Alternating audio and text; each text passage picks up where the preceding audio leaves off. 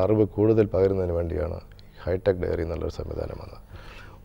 ഒരു ഫാമിൽ ഒരു 500 പശുക്കളെ വളർത്തി അതിൻ്റെ പാലിൻ്റെ സംസ്കരണം, അതുപോലെ ഈ വേസ്റ്റ് ശാസ്ത്രീയമായിട്ട് സംസ്കരിക്കൽ, പിന്നെ അതുപോലെ ഇതിൻ്റെ പരിപാലനം, ശാസ്ത്രീയമായ പരിപാലനം, ഇതെല്ലാം ആൾക്കാർക്ക് കണ്ട് പഠിക്കാനും, അതുപോലെ പശുവിനെ കറവ തന്നെ അത് വളരെ യാന്ത്രികമായി ഇതിൻ്റെ തീറ്റ കൊടുക്കുന്നത്, കറക്കുന്നത്, മറ്റ് പരിപാലന മുറകളെല്ലാം തന്നെ വളരെ യാന്ത്രികമായ രീതിയിൽ ഹൈടെക് രീതിയിൽ നടപ്പിലാക്കുന്ന ഒരു പദ്ധതിയാണ് ഇത്.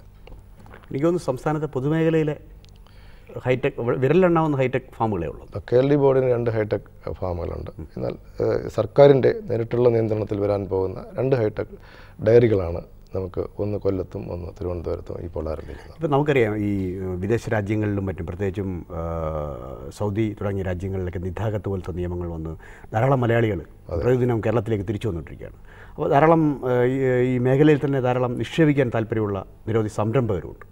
അവർക്ക് ചേർന്നാണോ ഹൈടെക് ഫാം? ഇത്രയും വലിയ രീതിയിലുള്ള ഒരു ഹൈടെക് ഡയറി അല്ലെങ്കിൽ പോലും ഒരു 50 മുതൽ 100 വരെ പശുക്കളുള്ള, അല്ലെങ്കിൽ 5 മുതൽ 10 പശുക്കളുള്ള ഡയറി ഫാമുകൾ അവർക്ക് തുടങ്ങാം. ഇന്ന് പ്രധാനമായിട്ടും നേരിടുന്ന പ്രശ്നങ്ങളെന്ന് പറയുന്നത് ഇപ്പോൾ ഈ മേഖലയിലോട്ട് തൊഴിലിന് ആളിനെ കിട്ടുന്നില്ല. അപ്പോൾ ഇതിപ്പോൾ നമുക്ക് ഇതിൻ്റെ യന്ത്രവൽകൃതമായിട്ടുള്ള കാര്യങ്ങൾ ചെയ്യുകയാണെങ്കിൽ, തീറ്റ കൊടുക്കുന്നതിനായാലും ക്ലീനിങ്ങിനായാലും അതുപോലെ ഇതിൻ്റെ പാല് കറവയ്ക്കുമെല്ലാം നമ്മൾ ഈ യന്ത്രവൽകൃത സംവിധാനങ്ങൾ ഏർപ്പെടുത്തുകയാണെങ്കിൽ അത് കൂടുതൽ പ്രയോജനപ്രദമായിരിക്കും. അപ്പോൾ ഇങ്ങനെ വരുന്നവർക്ക് ഇതിനുള്ള തീർച്ചയായിട്ടും തൊഴിലവസരം. ഇങ്ങനെ മുതൽ മുടക്കാൻ താല്പര്യപ്പെട്ട് വരുന്ന ആളുകൾക്ക് മൃഗസംരക്ഷണ വകുപ്പ് എന്ത് സഹായമാണ്? മൃഗസംരക്ഷണ വകുപ്പ് എല്ലാ രീതിയിലുള്ള സാങ്കേതിക സഹായങ്ങളും നൽകും ഒന്നാമതായിട്ട്.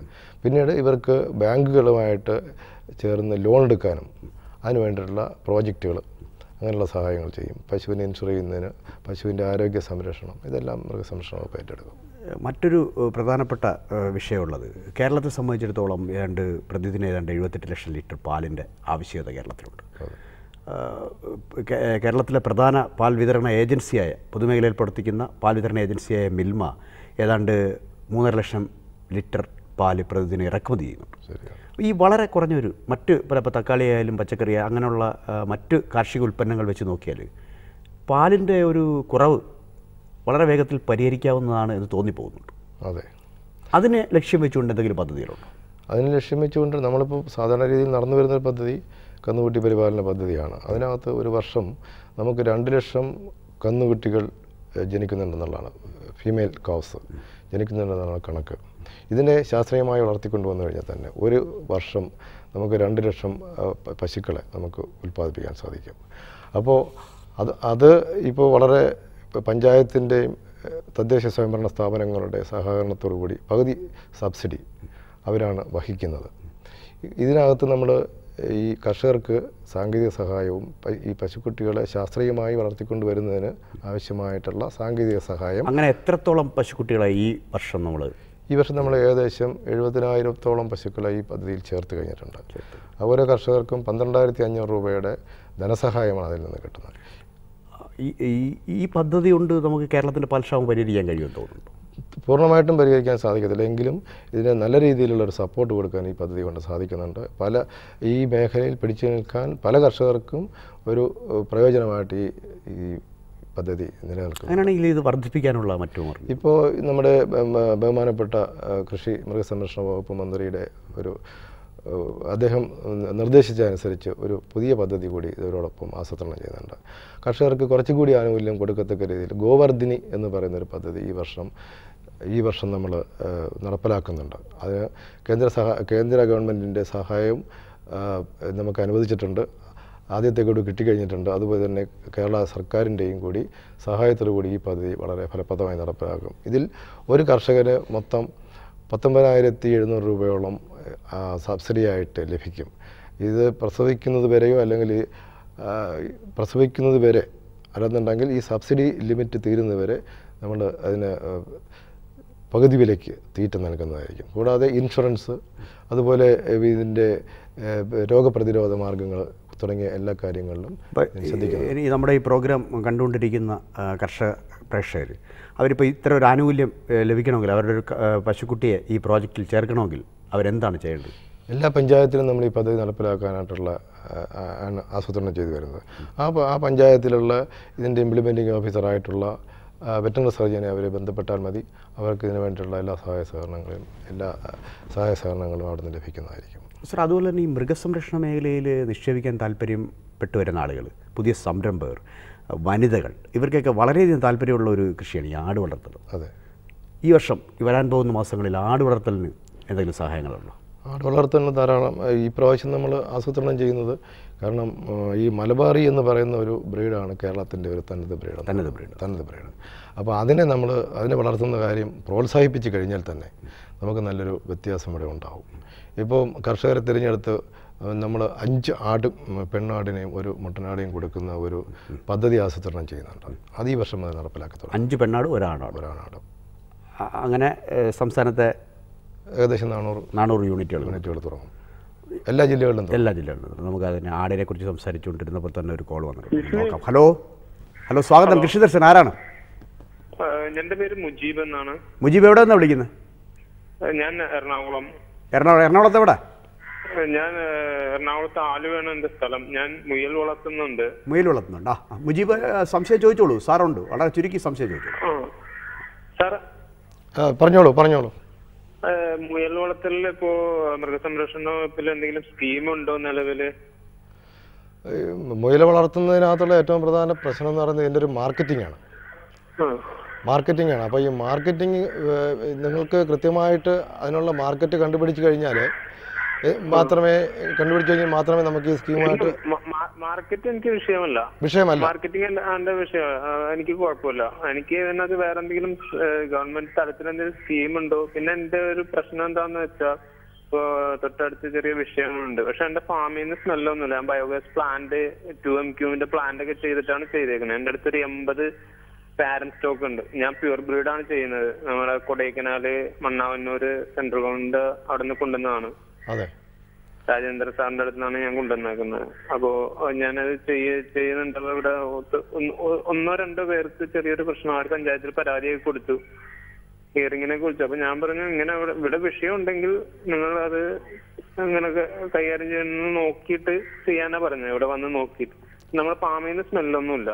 അപ്പം നിങ്ങൾ ചെയ്യേണ്ടത് ആദ്യമായിട്ട് ഒരു പ്രോജക്റ്റ് തയ്യാറാക്കണം. പ്രോജക്റ്റ് തയ്യാറാക്കിയിട്ട് നമ്മുടെ വെറ്ററിനറി സർജനുമായിട്ട് ബന്ധപ്പെട്ട് വേണം പ്രോജക്റ്റ് തയ്യാറാക്കാനായിട്ട്. പ്രോജക്റ്റ് തയ്യാറാക്കിയിട്ട് ഇപ്പം നിങ്ങൾ എന്തായാലും ലാർജ് സ്കെയിൽ വളർത്താൻ ഉദ്ദേശിക്കുന്ന ഒരാളാണല്ലോ. അപ്പോൾ അത് നമുക്ക് നബാർഡിൻ്റെ സഹായത്തോടു കൂടി ലോൺ ഉൾപ്പെടെയുള്ള കാര്യങ്ങൾ ചെയ്യാൻ സാധിക്കും. മുജീബേ, ആലുവ മൃഗാശുപത്രിയായി ബന്ധപ്പെടുക. പ്രോജക്റ്റുകൾ തയ്യാറാക്കി അവിടെ സമർപ്പിച്ചു കഴിഞ്ഞാൽ നബാർഡിൻ്റെ സഹായത്തോടുകൂടി വായ്പ ലഭ്യമാക്കുന്നതിനുള്ള നടപടികൾ സ്വീകരിക്കുന്നതാണ്. അതെ. ഇതിന് കൂടുതൽ സഹായങ്ങൾ ചെയ്യാൻ ആലുവ മൃഗാശുപത്രിയായി ബന്ധപ്പെടണം. വിളിച്ചതിന് നന്ദി. വീണ്ടും വിളിക്കണം. നമുക്കല്ലല്ലോ, ആട് വളർത്തലിനെ കുറിച്ചായിരുന്നു നമ്മൾ സംസാരിച്ചത്. അതുപോലെ തന്നെ അടുക്കള മുറ്റത്തെ കോഴി വളർത്തൽ മൃഗസംരക്ഷണ വകുപ്പിൻ്റെ വളരെ വിഖ്യാതമായൊരു പദ്ധതിയാണ്. എനിക്ക് തോന്നുന്നു ഒരു വർഷം തന്നെ 1 കോടിയിൽ പരം കോഴികളെ മൃഗസംരക്ഷണ വകുപ്പ് സംസ്ഥാനത്തെ മൃഗാശുപത്രികൾ വഴി വിതരണം ചെയ്യുന്നുണ്ട്.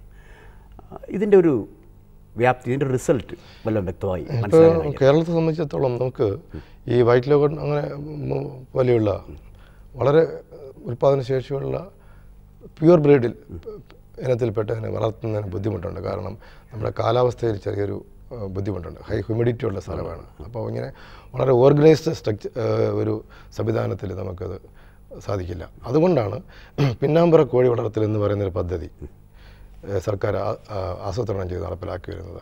ഓരോ കർഷകർക്കും 5 കോഴികളെ വീതം വീട്ടമ്മമാർക്ക് വളർത്താൻ കൊടുക്കും. ഇതിപ്പോൾ അവർക്ക് പ്രത്യേകിച്ച് ചിലവൊന്നും ഉണ്ടാകത്തില്ല. കാരണം അടുക്കളയിലുള്ള വേസ്റ്റ് എല്ലാം ഉപയോഗിച്ചിട്ട് ഇതിന് തീറ്റ കൊടുക്കാൻ സാധിക്കും. അപ്പം ഇതിൽ നിന്ന് കിട്ടുന്ന ഒരു വർഷം നമുക്ക് 250 മുട്ടയോളം ഇങ്ങനെ അടുക്കള പറ്റത്തുള്ള ഈ പിന്നാമ്പറ കോഴി വളർത്തൽ പദ്ധതിയിലൂടെ ഓരോ കോഴിയിൽ നിന്ന് നമുക്ക് ലഭിക്കുന്നതാണ്. അതിന് പ്രത്യേക രീതിയിലുള്ള കോഴികളെ ഇപ്പോൾ ഗ്രാമീണ പ്രത്യേക ഇനത്തിൽപ്പെട്ട കോഴികളെയാണ് ഇതിനുവേണ്ടി സപ്ലൈ ചെയ്യുന്നത്. അല്ല, അങ്ങയുടെ ഒരു അനുഭവത്തിൽ എനിക്ക് തോന്നുന്നു ഒരു ദിവസം ഏതാണ്ട് 1 കോടിയോളം മുട്ട പുറത്തുനിന്ന് വരുന്നുണ്ട്. അപ്പോൾ നമ്മുടെ ഒരു ഉൽപ്പാദനം വർദ്ധിപ്പിക്കാൻ കഴിയുന്നുണ്ടോ ഈ പദ്ധതിയിലൂടെ? തീർച്ചയായിട്ടും. നമുക്ക് ഇതിൻ്റെ ഒരു കണക്ക് കൃത്യമായിട്ട് എടുക്കുന്നില്ലെന്നുള്ളത് മാത്രമേ ഉള്ളൂ. പക്ഷേ നല്ലൊരു ശതമാനം മുട്ട ഇതിൽ നിന്നും ഉൽപ്പാദിപ്പിക്കപ്പെടുന്നുണ്ട്. അതിൻ്റെ കണക്കെടുക്കാനുള്ള സംവിധാനം കൂടി ഈ വർഷം മുതൽ ചെയ്യാൻ ഉദ്ദേശിച്ചു. ഹലോ, സ്വാഗതം. കൃഷി ദർശൻ, ആരാണ്? ഹലോ, അലി എന്നാണ് പേര്. കുന്നംകുളം, തൃശ്ശൂർ ഡിസ്ട്രിക്റ്റിൽ നിന്നാണ് വിളിക്കുന്നത്. ആ എന്താ ആട് വളർത്തലിനെ പറ്റി ചോദിക്കാനാണ്? സാറുണ്ട്, ചോദിച്ചോളൂ, ചുരുക്കി ചോദിച്ചോളൂ അജി. ഓക്കെ. 4 പെണ്ണാടിന് ഒരു മുട്ടനാടിനും കൊടുക്കുന്ന സ്കീം ഉണ്ടെന്ന് കേട്ടു. 4 അല്ല 5 പെണ്ണാടിന്. 5 പെണ്ണാടിന്. അതിന്റെ സബ്സിഡി ആണോ, അത് എങ്ങനെയാണ് അതിന്റെ കാര്യങ്ങളൊന്നും അറിയാനായിരുന്നു. അതെ, അത് ഈ വർഷം വരെയാണ് നമ്മൾ നടപ്പിലാക്കാൻ ഉദ്ദേശിക്കുന്നത്. അത് ഇതിന്റെ പ്രധാന ഉദ്ദേശം എന്ന് പറയുന്നത് നമുക്ക് പരമാവധി ആട്ടിൻകുട്ടികളെ ഉൽപ്പാദിപ്പിച്ച് കർഷകർക്ക് കൊടുത്തിട്ട് ഈ മലബാറി ഇനത്തിൽപ്പെട്ട ആടിൻ്റെ ഉൽപ്പാദനം കൂട്ടുക എന്നുള്ളതാണ്. അപ്പോൾ ഒരാൾക്ക് 25,000 രൂപ വരെ സബ്സിഡി കൊടുക്കാനായിട്ടാണ് ഇപ്പോൾ നമ്മൾ ആലോചിക്കുകയല്ല, പദ്ധതി പാസ്സായിട്ടുള്ളത്. അപ്പോൾ അത് അപേക്ഷ ഇപ്പോഴും തന്നെ കൊടുക്കുക. ഉടനെ തന്നെ ബന്ധപ്പെട്ട മൃഗാശുപത്രിയിലാണ് അപേക്ഷ കൊടുക്കേണ്ടത്. അജി, അപേക്ഷ ആ ഗ്രാമത്തിലെ മൃഗാശുപത്രി തന്നെ കൊടുക്കുക. അല്ല, അവിടെ ബന്ധപ്പെട്ടാൽ ഇതിന്റെ കൂടുതൽ വിവരങ്ങൾ അറിയാൻ കഴിയും. എന്താണ് സാർ? വിളിച്ചതിന് നന്ദി. വീണ്ടും വിളിക്കണം. മറ്റൊരു കോൾ കൂടിയുണ്ട്. ഹലോ, സ്വാഗതം. കൃഷ്ണദർശൻ, ആരാണ്? എന്റെ പേര് ജനാർദ്ദനൻ. ജനാർദ്ദനൻ എവിടെയാണ് വിളിക്കുന്നത്? വയനാട് എവിടെ? വയനാട് പനമരത്താ? അതെ. എന്തൊക്കെയാ കൃഷി? എനിക്ക് 6-7 ഏക്കർ സ്ഥലമുണ്ട്. അതിനകത്ത് പശു, ഒരു പശു 2 പശു ഒക്കെ ഉള്ളൂ. അപ്പൊ ഞാനതൊന്ന് വിവരപ്പെടുത്തി ഒരു 6-7 പശുക്കളെ ഒന്നിച്ച് വളർത്താനുള്ള ഒരു പരിപാടി നോക്കാൻ വേണ്ടിയിട്ടായിരുന്നു. ഓ, ശരി. സാറിൻ്റെ അടുത്ത് ചോദിച്ചോളൂ, സംശയം ചോദിച്ചോളൂ. ജനാർദ്ദനൻ ചോദിക്കാം. ഹലോ സാറേ, ഞാനിങ്ങനെ ഒരു 7 പശുവിനെ വളർത്താൻ വേണ്ടിയിട്ട് തീരുമാനിക്കുന്നുണ്ട്. 7? ശരി. അപ്പൊ അതിന് എനിക്ക് എന്തെങ്കിലും ആനുകൂല്യം എന്തെങ്കിലും കിട്ടുമോ എന്നുള്ള കാര്യത്തെ പറ്റി അറിയാൻ വേണ്ടിയിട്ടായിരുന്നു. നമുക്ക് 5 മുതൽ 10 പശുക്കളെ വളർത്തുന്നതിന് നബാർഡിൽ നിന്ന് നമുക്ക് ലോൺ എടുക്കാൻ സാധിക്കും. അപ്പോൾ നമുക്ക് ഒരു 25% വരെ സബ്സിഡി നബാർഡ് കൊടുക്കുന്നുണ്ട്. പരമാവധി 1.25 ലക്ഷം രൂപയെ കിട്ടത്തുള്ളൂ. അപ്പോൾ അതിലോട്ട് നമുക്ക് ഇതിനെപ്പറ്റി ആലോചിക്കാവുന്നേ ഉള്ളൂ. അതാരുമായിട്ടാണ് ഞാൻ ബന്ധപ്പെടേണ്ടത്? എല്ലാത്തിനും ബന്ധപ്പെടേണ്ടത് ഈ അതാത് പഞ്ചായത്തിലെ മൃഗാശുപത്രിയായിട്ടാണ്. എന്നിട്ട് എന്തെങ്കിലും നിങ്ങൾക്ക് ബുദ്ധിമുട്ടുണ്ടെങ്കിൽ ഡയറക്ടറെ തന്നെ നേരിട്ട് വിളിക്കാം. Okay sir. ജനാർദ്ദനൻ, ഈ പനമരം മൃഗാശുപത്രിയായി ബന്ധപ്പെടുക. മറ്റെന്തെങ്കിലും ബുദ്ധിമുട്ടുണ്ടെങ്കിൽ സാറിൻ്റെ നമ്പർ ഡിസ്പ്ലേ ലൈനിൽ കാണും അവസാനം. അത് എഴുതിയെടുക്കുക, സാറിനെ നേരിട്ട് വിളിക്കുക. വിളിച്ചതിന് നന്ദി. വീണ്ടും വിളിക്കണം. സാർ, അതുപോലെ തന്നെ ഈ ധാരാളം ജലാശയങ്ങളും പാടശേഖരങ്ങളും കേരളത്തിലുണ്ട്. അതെ. മുട്ടയ്ക്ക് വലിയ ദൗർലഭ്യമുണ്ട്. താറാവ് വളർത്തൽ പ്രോത്സാഹിപ്പിക്കാവുന്നതല്ലേ? താറാവ് വളർത്തൽ നമുക്ക് ഏരിയ വൈസ് ആയിട്ടുള്ള സ്ഥലങ്ങളിൽ, ഇപ്പോൾ കുട്ടനാട്, പിന്നെ അതുപോലെ അത് ആലപ്പുഴ ജില്ലയിൽ, പത്തനംതിട്ട വരും, പിന്നെ പാലക്കാട് ജില്ലയിലുണ്ട്, കോട്ടയം ജില്ലയിലുണ്ട്, കോട്ടയത്തുണ്ട്, കൊല്ലത്തുണ്ട്. അപ്പോൾ ഇങ്ങനെയുള്ള സ്ഥലങ്ങളിലെല്ലാം താറാവ് വളർത്തൽ പ്രോത്സാഹിപ്പിക്കുന്നതിന് വേണ്ടി നമ്മൾ ഈ വർഷം ഒരു പദ്ധതി ആസൂത്രണം ചെയ്തിട്ടുണ്ട്. എന്ത് പദ്ധതിയാണ് അത്? ഓരോ കർഷകർക്കും 400 താറാവിന് വീതം കൊടുക്കുന്ന യൂണിറ്റ്. അങ്ങനെ എത്രത്തോളം കർഷകർക്ക് ലഭ്യം? 500ഓളം കർഷകർക്ക് ലഭിക്കും. അപ്പോൾ പാടശേഖരങ്ങളുള്ള കർഷകരെ സംബന്ധിച്ചിടത്തോളം വലിയൊരു അനുഗ്രഹമായിരിക്കും. അവർക്ക് ഇത് പാടത്തിന് ഇറക്കി വിടുകയും ചെയ്യാം, അതിന് തീറ്റുകയും ചെയ്യാം. അപ്പോൾ അതിനുള്ള വാക്സിനേഷൻ കാര്യങ്ങളും അതിനുള്ള ട്രെയിനിങ് എല്ലാം നമ്മൾ കൊടുക്കുന്നുണ്ട്. പക്ഷേ എനിക്ക് തോന്നുന്നു കൊല്ലം, ആലപ്പുഴ, പത്തനംതിട്ട, കോട്ടയം, പാലക്കാട്, തൃശ്ശൂരുണ്ട്. അതുപോലെ തന്നെ മൃഗസംരക്ഷണ വകുപ്പിനെ സംബന്ധിച്ചിടത്തോളം ഉൽപ്പാദനോപാധികൾ നൽകുന്നതിനപ്പുറത്തേക്ക് വലിയൊരു സേവനത്തിൻ്റെ ഒരു ഇതുണ്ട്. ഇപ്പോൾ മൃഗചികിത്സാ സേവനം ഒന്നുകൂടി മെച്ചപ്പെടുത്തി, അതായത് ഗ്രാമഗ്രാമാന്തരങ്ങൾ വീട്ടുമുറ്റത്തേക്ക് എത്തിക്കുവാൻ മറ്റെന്തെങ്കിലും? അതെ, ഇപ്പോഴത്തെ മൃഗസേവനം കൊടുക്കുന്നത്, ഇപ്പോഴുള്ള നടപടി എന്ന് പറയുന്നത് എല്ലാ പഞ്ചായത്തിലും മൃഗാശുപത്രികൾ ഉണ്ട്. അപ്പോൾ അവിടെ ഇതിനുള്ള സേവനം കിട്ടുന്നുണ്ട്. കൂടാതെ ഓരോ മൃഗാശുപത്രിയുടെയും കീഴിൽ വെറ്റിനറി സബ് സെൻറ്റേഴ്സ് ഉണ്ട്. അപ്പോൾ പശുവിനെ ഈ പ്രാഥമിക ചികിത്സകളോ അതല്ലെങ്കിൽ ഈ കുത്തിവയ്പ്പിനോ എല്ലാം അവരുടെ സേവനം ഉപയോഗിക്കാവുന്നതാണ്. അല്ല, അത് കൂടാതെ ഇപ്പോൾ മൃഗാശുപത്രി പ്രവർത്തന സമയം 4 മണിക്ക് കഴിഞ്ഞാൽ ചിലപ്പോൾ ആളിനെ കിട്ടാത്ത സാഹചര്യം ഉള്ളതുകൊണ്ട് ഇപ്പോൾ നമ്മൾ 20 ബ്ലോക്കിൽ, ഈ വർഷം 25 ആക്കുന്നുണ്ട്. 20 ബ്ലോക്കിൽ രാത്രി ചികിത്സ ലഭിക്കത്തക്ക രീതിയിൽ കോൺട്രാക്ട് അടിസ്ഥാനത്തിൽ ഡോക്ടർമാരെ പോസ്റ്റ് ചെയ്തിട്ടുണ്ട്. ഇപ്പോൾ സംസ്ഥാനത്ത് 20 ബ്ലോക്കിൽ ഈ വർഷം മുതൽ 25 ആക്കുന്നുണ്ട്.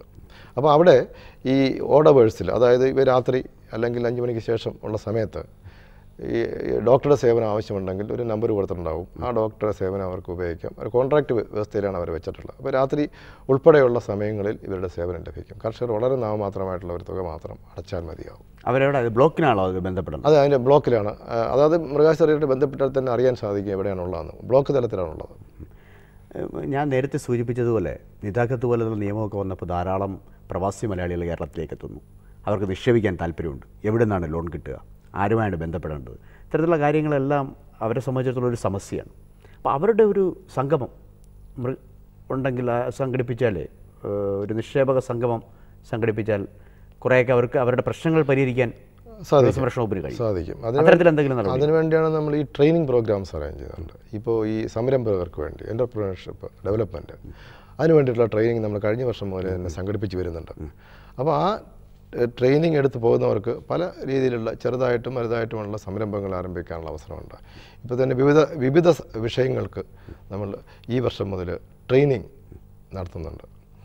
ഇപ്പോൾ കോഴി വളർത്തലായാലും പശു വളർത്തലായാലും പരിശീലനം നേടിയവർക്ക് എന്തെങ്കിലും മുൻഗണന യോഗ്യത തീർച്ചയായിട്ടും ഉണ്ടാവും. കാരണം അവർക്ക് ഇതിനെപ്പറ്റിയുള്ള സാങ്കേതികമായിട്ടുള്ള അറിവുണ്ടാവും. അപ്പോൾ അവർക്ക് ഒരു ബാങ്കിനെ സമീപിക്കുകയാണെങ്കിലും അല്ലെങ്കിൽ നബാർഡ് വഴി പോവുകയാണെങ്കിലും അവർക്ക് പദ്ധതികൾ വ്യക്തമായിട്ട് വിശദീകരിക്കാനും ലോൺ കിട്ടാനുള്ള സാധ്യത കൂടുതലാണ്. നമുക്ക് അതിലേക്ക് വരാം. ഒരു കോളുണ്ട്. ഹലോ, സ്വാഗതം. കൃഷിദർശൻ, ആരാണ്? ഹലോ സാർ, ഞാൻ പാലക്കാട് ജില്ലയിലെ തൃത്താല ബ്ലോക്കിലെ ഒരു സൊസൈറ്റി സെക്രട്ടറിയാണ്. പേരെന്താണ്? പേര്? സത്യഭാമ. ശിവമ്മ? സത്യഭാമ. ചോദിച്ചോളൂ, വളരെ ചുരുക്കി സംശയം. സാർ, ഇപ്പൊ ഈ നാട്ടിൽ കംപ്ലീറ്റ് ഈ കുളമ്പ് രോഗം പറന്ന് നിൽക്കുന്ന സമയമാണ്. അപ്പോ ഈ കംപ്ലീറ്റ് അധികം ആൾക്കാരും പശുക്കൾ ഇപ്പൊ ചത്ത് പോവാണ്. അപ്പൊ അവർക്ക് എന്താ ധനസഹായത്തിനെ പറ്റിയിട്ട് വല്ല സംരക്ഷണ വകുപ്പിൽ നമുക്ക് വാങ്ങിച്ചു കൊടുക്കാനുള്ള വല്ല വകുപ്പുണ്ടോന്നുള്ളത്? അതെ, ഇത് ഈ കേരളത്തെ സംബന്ധിച്ചിടത്തോളം കുളമ്പ് രോഗം നിയന്ത്രണ വിധേയമായിട്ടിരിക്കുകയായിരുന്നു കഴിഞ്ഞ വർഷം വരെ. പക്ഷേ ഇപ്രാവശ്യത്തെ കാലാവസ്ഥാ വ്യതിയാനത്തിൻ്റെയും അതുപോലെ നമ്മുടെ ഈ സൗത്ത് ഇന്ത്യയിലും ദക്ഷിണേന്ത്യയിലും മൊത്തം പൊട്ടിപ്പുറപ്പെട്ട ഈ രോഗത്തിൻ്റെയും ഒരു പ്രതിഫലനമായിട്ടാണ് കേരളത്തിൽ ഇത്രയും വലിയ രീതിയിൽ ഇപ്പോൾ ഈ രോഗം വന്നത്. ഇപ്പോൾ നമുക്കത് നിയന്ത്രണ വിധേയമാണെങ്കിലും പാലക്കാട് ജില്ലയിലും തൃശ്ശൂർ ജില്ലയിലും കുറച്ചുകൂടി ഇനിയും ഉണ്ട്. അതിൽ ഇതിന് മരണം സംഭവിക്കുന്നത് ഈ രോഗം വന്നു കഴിഞ്ഞിട്ട് ഈ രോഗം കൊണ്ട് തന്നെ മാത്രമല്ല, ഇതിൻ്റെ ശരീരത്തിലുള്ള മറ്റണുക്കൾ, ഈ HS എന്ന് പറയുന്നൊരു രോഗമുണ്ട്, അതിൻ്റെ അണുക്കൾ ഈ രോഗം വന്നു കഴിയുമ്പോൾ കൂടുതലായിട്ട് ശക്തി പ്രാപിക്കുകയും അതുകൊണ്ടാണ് ഇതിൻ്റെ മരണം സംഭവിക്കുകയും ചെയ്യുന്നത്. അപ്പോൾ നമുക്കിപ്പോൾ ധനസഹായത്തിൻ്റെ കാര്യം നിങ്ങൾ ചോദിച്ചു.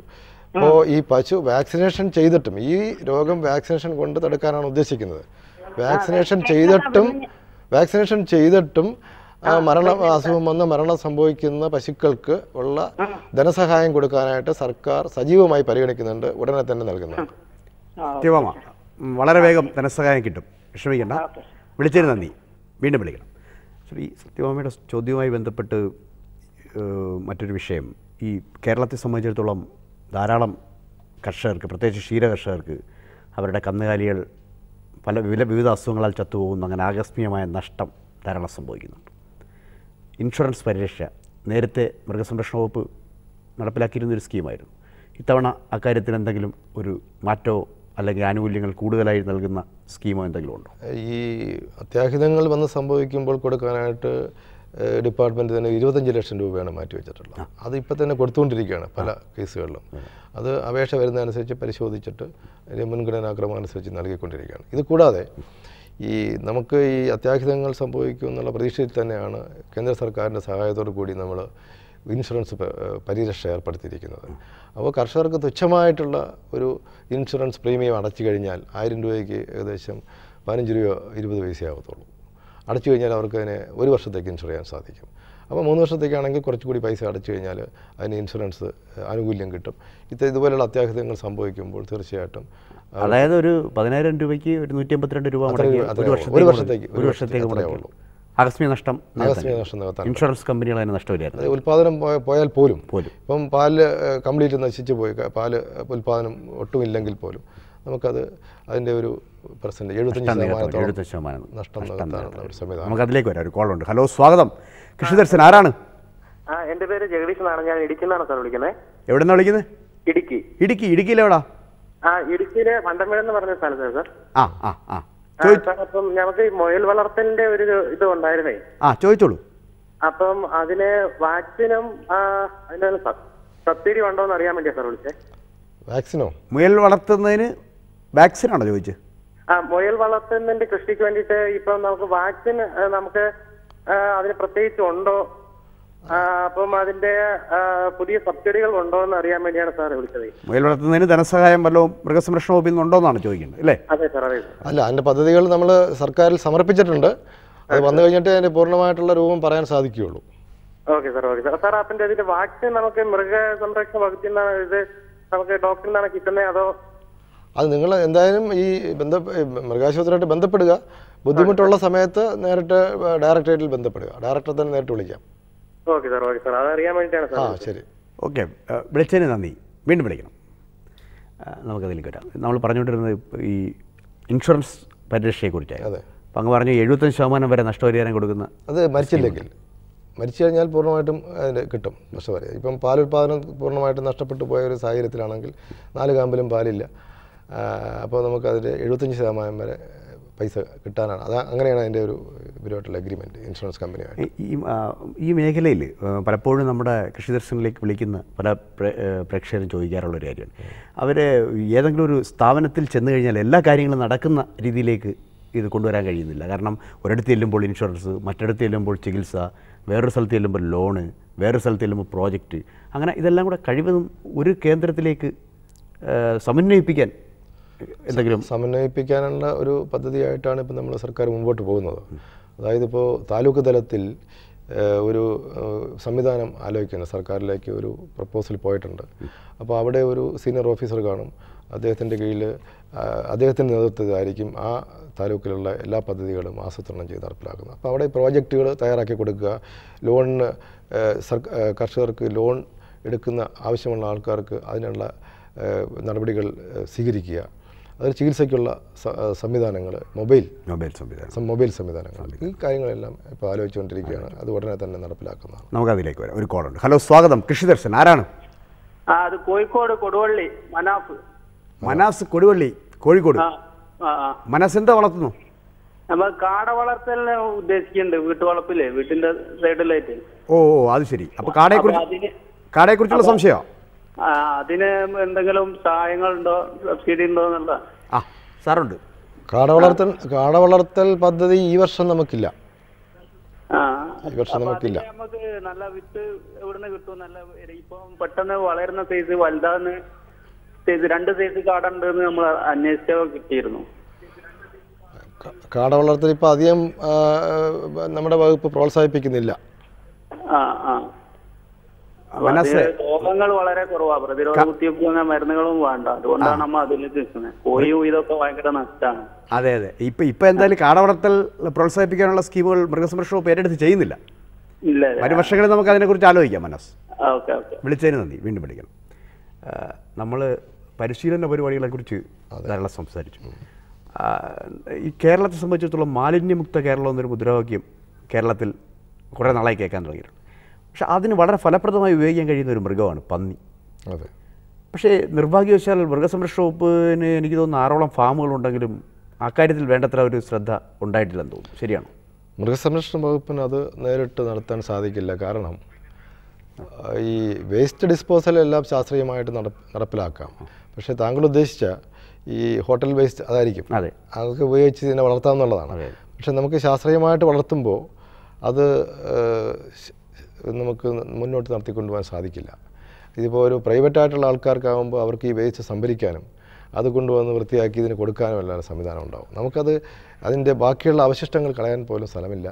അപ്പോൾ അത് നമുക്ക് മറ്റുള്ള രീതിയിലുള്ള ഇതിനുള്ള തീറ്റ, കോൺസെൻട്രേറ്റഡ് ഫീഡ് കൊടുത്ത് വളർത്താനേ സാധിക്കുകയുള്ളൂ.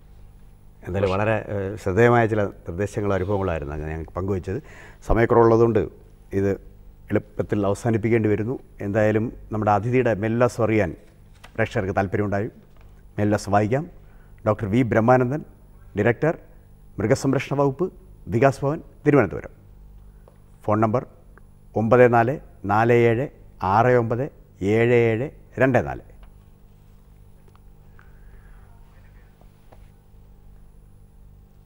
അല്പം ശ്രദ്ധിച്ച് മുതൽ മുടക്കിയാൽ മൃഗസംരക്ഷണ മേഖലയിൽ ധാരാളം അവസരങ്ങളുണ്ട്. അതിന് എല്ലാവിധ പ്രോത്സാഹനവും നൽകി മൃഗസംരക്ഷണ വകുപ്പ് പിന്നിലുണ്ട്. ധാരാളം പദ്ധതികളുണ്ട്. ഗുണഭോക്താക്കളെ അത് കാത്തിരിക്കുന്നു എന്നുള്ളതിൻ്റെ സന്ദേശങ്ങളാണ് മൃഗസംരക്ഷണ വകുപ്പിൻ്റെ മേധാവി ഡോക്ടർ വി ബ്രഹ്മാനന്ദൻ നൽകിയത്. അദ്ദേഹത്തിന് നന്ദി രേഖപ്പെടുത്തുന്നതോടൊപ്പം കൃഷിദർശൻ പരിപാടി കാണുകയും പ്രതികരിക്കുകയും ചെയ്യുന്ന എല്ലാ മാന്യപ്രേക്ഷകർക്കും ഒരിക്കൽ കൂടി നന്ദി രേഖപ്പെടുത്തുന്നു. കൃഷി മൃഗസംരക്ഷണവുമായി ബന്ധപ്പെട്ട നിങ്ങളുടെ എല്ലാ സംശയങ്ങൾക്കും വിളിക്കുവാൻ മറക്കരുത്. കൃഷിദർശൻ തത്സമയ ഫോണിൻ പരിപാടി എല്ലാ വെള്ളിയാഴ്ചയും വൈകുന്നേരം 5:50 DD കേരളം ചാനൽ.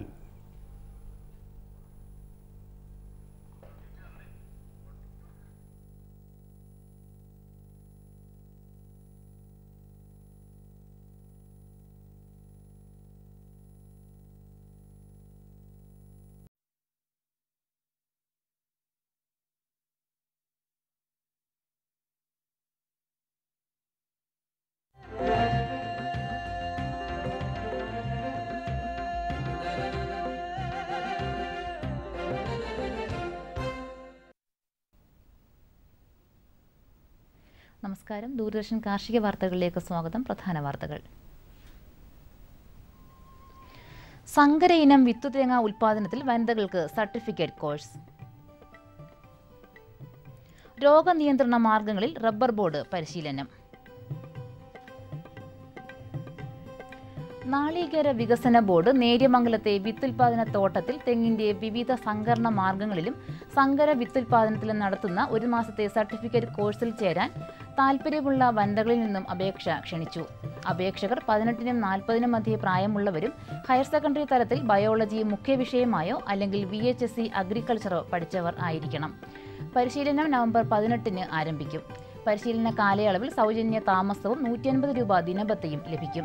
അപേക്ഷകർ വിശദമായ ബയോഡേറ്റ സഹിതം അപേക്ഷിക്കേണ്ട വിലാസം: അസിസ്റ്റന്റ് ഡയറക്ടർ, നാളികേര വികസന ബോർഡ്, പ്രദർശന വിത്തുൽപാദന തോട്ടം, നേര്യമംഗലം, എറണാകുളം ജില്ല 686693. കൂടുതൽ വിവരങ്ങൾക്ക് ബന്ധപ്പെടാവുന്ന ഫോൺ നമ്പർ 0485 255 4240 9447272547. വെള്ളനാട് മിത്രാനികേതൻ കൃഷിവിജ്ഞാന കേന്ദ്രത്തിൽ ഈ മാസം 14-ന് തേനീച്ച വളർത്തൽ പരിശീലനം സംഘടിപ്പിക്കുന്നു. കൂടുതൽ വിവരങ്ങൾക്ക് ബന്ധപ്പെടാവുന്ന ഫോൺ നമ്പർ 0472 2176606 0472 288 2086. വെങ്ങാനൂർ ഗ്രാമപഞ്ചായത്ത് ജനകീയാസൂത്രണ പദ്ധതി അനുസരിച്ച് വീട്ടുവളപ്പിലെ കരിമീൻ കൃഷി പ്രോജക്റ്റിലെ ഗുണഭോക്താക്കൾക്ക് ഈ മാസം 12-ന് രാവിലെ 10 മണിക്ക് ഗ്രാമപഞ്ചായത്ത് കോൺഫറൻസ് ഹാളിൽ പരിശീലനം സംഘടിപ്പിക്കുന്നു. ബന്ധപ്പെടാവുന്ന വിലാസം: ഫോൺ നമ്പർ 9447083988. റബ്ബർ ബോർഡ് കോട്ടയത്തുള്ള റബ്ബർ ട്രെയിനിംഗ് ഇൻസ്റ്റിറ്റ്യൂട്ടിൽ ഈ മാസം 25-26 തീയതികളിൽ റബ്ബറിനെ ബാധിക്കുന്ന രോഗങ്ങളുടെയും കീടങ്ങളുടെയും നിയന്ത്രണ മാർഗങ്ങളെക്കുറിച്ച് പരിശീലനം നൽകുന്നു. പരിശീലന ഫീസ് 800 രൂപ. പട്ടികജാതി പട്ടികവർഗത്തിൽപ്പെട്ടവർക്ക് 50%, റബ്ബർ ഉൽപാദക സംഘത്തിൽ അംഗങ്ങളായിട്ടുള്ളവർക്ക് 25% ഫീസിനത്തിൽ ഇളവ് ലഭിക്കും.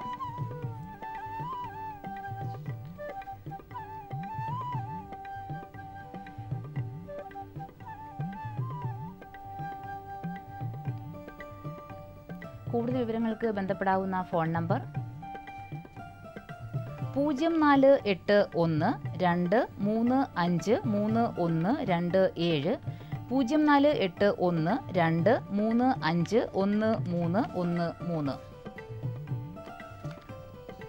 ചെങ്ങന്നൂർ സെൻട്രൽ ഹാച്ചറിയിലെ പൗൾട്രി ട്രെയിനിംഗ് ഇൻസ്റ്റിറ്റ്യൂട്ട് ഈ മാസം 22-ന് കാട വളർത്തലിലും 27-28 തീയതികളിൽ ആട് വളർത്തലിലും പരിശീലനം നൽകുന്നു. കൂടുതൽ വിവരങ്ങൾക്കും രജിസ്ട്രേഷനും ബന്ധപ്പെടാവുന്ന ഫോൺ നമ്പർ 0479 2457778. പത്തനംതിട്ട ജില്ലയിലെ നിരണം താറാവ് വളർത്തൽ ഫാമിൽ താറാവിൻ മുട്ട വിൽപ്പന തുടങ്ങി. 7 രൂപയാണ് വില. കൃഷിക്കാവശ്യമായ താറാവിൻ വളവും ഫാമിൽ ലഭ്യമാണ്. കിലോയ്ക്ക് 1 രൂപ 50 പൈസയാണ് വില. വിശദവിവരങ്ങൾക്ക് ബന്ധപ്പെടാവുന്ന ഫോൺ നമ്പർ 0469 2711898. കമ്പോള നിലവാരം. റബ്ബർ RSS 4 ക്വിൻ്റലിന് 15,650 രൂപ. റബ്ബർ RSS 5 ക്വിൻ്റലിന് 14,950 രൂപ. വെളിച്ചെണ്ണ ക്വിൻ്റലിന് 10,100 രൂപ. കൊപ്ര ക്വിൻ്റലിന് 7,300 രൂപ. കുരുമുളക് ക്വിൻ്റലിന് 48,700 രൂപ. ജാതിക്ക തൊണ്ടോട് കൂടിയത് കിലോയ്ക്ക് 325 രൂപ. ജാതിക്ക തൊണ്ടില്ലാതെ കിലോയ്ക്ക് 625 രൂപ. കമ്പോള അവലോകനം. കുരുമുളക് വിപണി കൊച്ചിയിൽ ഗാർബിൾഡ് കുരുമുളക് ക്വിൻ്റലിന് 48,700 രൂപ. അൺഗാർബിൾഡ് കുരുമുളക് ക്വിൻ്റലിന് 46,700 രൂപ.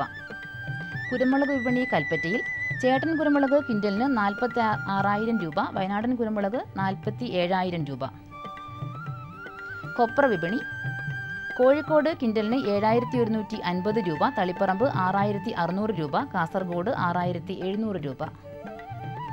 വെളിച്ചെണ്ണ വിപണി: കണ്ണൂർ 10466 രൂപ, കോട്ടയം 10150 രൂപ, ആലപ്പുഴ 9650 രൂപ. കാലാവസ്ഥ: കണ്ണൂർ കൂടിയ താപനില 33.4 ഡിഗ്രി സെൽഷ്യസ്, കുറഞ്ഞ താപനില 25 degree Celsius. Kozhikode 33.2, 25.1. Kochi 33.2, 23.6. Alappuzha 32.1, 25.4. Punalur 34, 21.7. Thiruvananthapuram 32.2, 24.5 degree Celsius. കാർഷിക വാർത്തകൾ സമാപിക്കുന്നു. നമസ്കാരം.